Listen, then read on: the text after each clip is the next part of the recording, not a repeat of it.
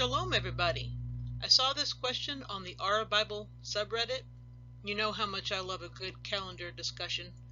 This question is about the civil and religious calendars, but just to keep this simple, I wanted to share the scriptures that talk about the calendar and what people commonly refer to as the feasts of the Lord.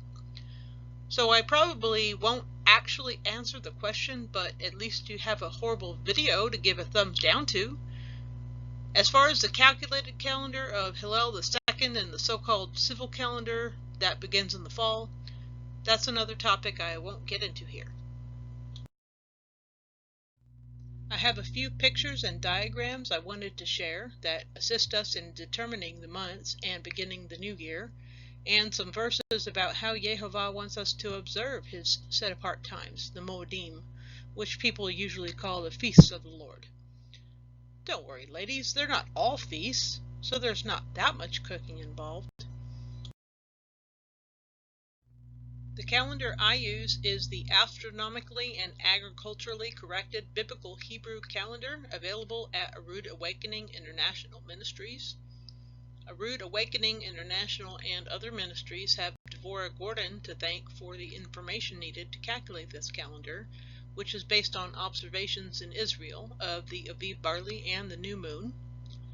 In connection with the calendar, people who have been responsible for bringing us these wonderful photos of the real Mount Sinai in Saudi Arabia include Jim and Penny Caldwell, who explored the area back in the 90s, and Andrew Jones, who has provided drone footage of the sites included in this calendar.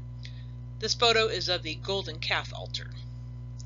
In addition, Joel Richardson and Ryan Morrow have excellent information about the discoveries in the area, and I just wanted to throw this in here. If you keep searching, you will likely come across these two names, Ilan Derupinar and Ron Wyatt, in connection with Noah's Ark. This is the current month. You can buy the whole calendar, or if you just want it without all the wonderful photographs, you can wait for each new month to be posted throughout the year on the Rood Awakening website. The Gregorian calendar dates are given along with the biblical dates. Each month begins with the observance in Israel of the new moon, and the percent illumination of the moon comes from NASA.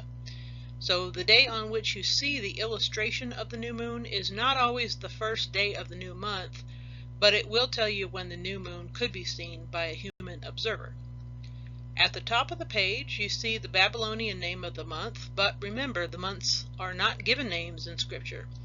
They're just 1, 2, 3, 4, and so on, unless you count the month of the Aviv as a name, but I think it is more like a description.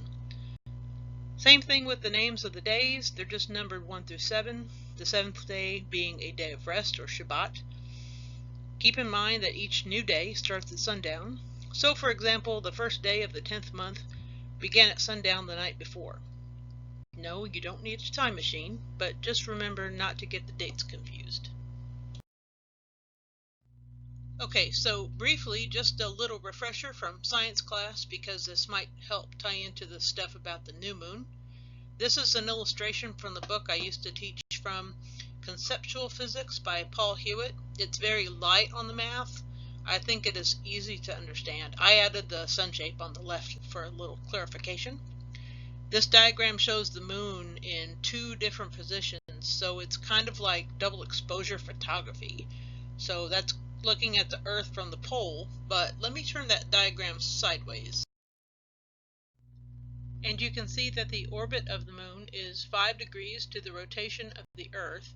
Also, you can see that the Earth rotates on its axis at an angle of 23.5 degrees to its revolution around the Sun. One of the end results is that if you are viewing these objects from the pole, the Sun, the Moon, and the Earth are in a straight line at the time of the full moon, but you less frequently get the alignment needed for a total lunar eclipse, which is what people call a blood moon. Similarly, for a solar eclipse, it's less frequent than every month because everything has to line up just right.